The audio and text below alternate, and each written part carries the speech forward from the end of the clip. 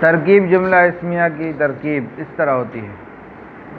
ٹھیک ہے، آپ کو سب سے پہلے دیکھنا ہے کہ جملہ اسمیہ ہے یا جملہ فعلیہ ہے. ٹھیک ہے، اس کا پتہ کیسے چلے گا؟ آپ نے تعریف پڑھ لی کہ جس کا پہلا جز اسم ہو وہ جملہ اسمیہ ہے، جس کا پہلا جز فعل ہو وہ جملہ بات آگئی سمجھ میں. اور جس کا پہلا جز اسم ہو تو جملہ اسمیہ بنے گا، اور جملہ اسمیہ کے پہلے جز کو مبتدا اور دوسرے کو خبر کہتے ہیں، تو تمہیں مبتدا خبر بنانے ہیں. بات آگئی سمجھ میں. اور جب پہلا جز فعل ہو تو پہلے جز کو فعل دوسرے کو فاعل بنانا. بات آگئی سمجھ میں. دیکھو ترکیب جملہ اسمیہ کی اس طرح ہوتی ہے: زید مبتدا عالم خبر، مبتدا خبر مل کر جملہ اسمیہ خبر زید عالم. ٹھیک ہے، علم زید. اور جملہ فعلیہ کی ترکیب اس طرح ہوتی ہے: علم فعل زید فاعل، فعل فاعل مل کر جملہ فعلیہ خبر. اب ترکیب بیان کرو. الطعام حاضر، کھانا حاضر ہے. ایسے نہیں کریں گے نا.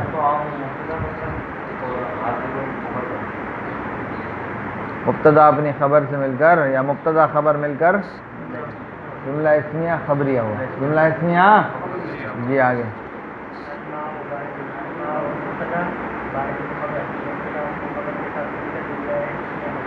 ہاں، الانسان حاکم ہے،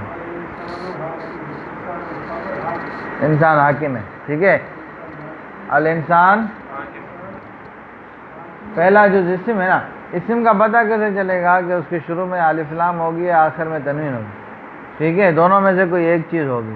ٹھیک ہے، فی الحال تو یہ سمجھ لو. باقی آگے مضاف والی صفت بھی، مضاف والی علامت بھی آتی ہے کہ جو مضاف مضاف الیہ ہوتا ہے وہ اسم ہوتا ہے. بات آئی سمجھ میں. شروع میں مضاف مضاف الیہ ہو تو اسم. تو بہرحال یہاں پر الف لام داخل ہے نا، تو لہذا اسم ہے. تو جب بھی شروع میں اسم ہو تو پہلے جز کو مبتدا بناؤ، دوسرے کو خبر بناؤ. تو اب کیا کہو گے؟ الانسان ہاں خبر بولو. مبتدا اپنے خبر سے مل کر ہاں جی. ترجمہ بھی کرتے جاؤ، پہلے پڑھو ترجمہ کرو پھر.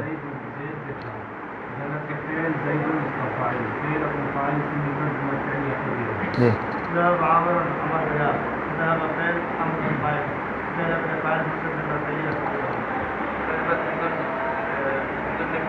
پیا ہند نے.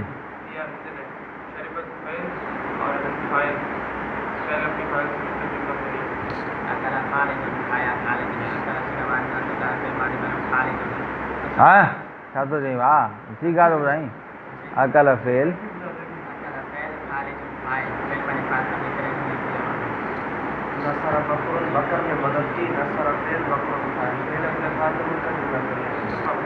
ہاں تام حاضر.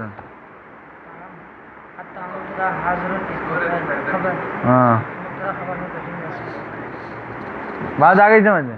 اب تفصیل النحو کھولو.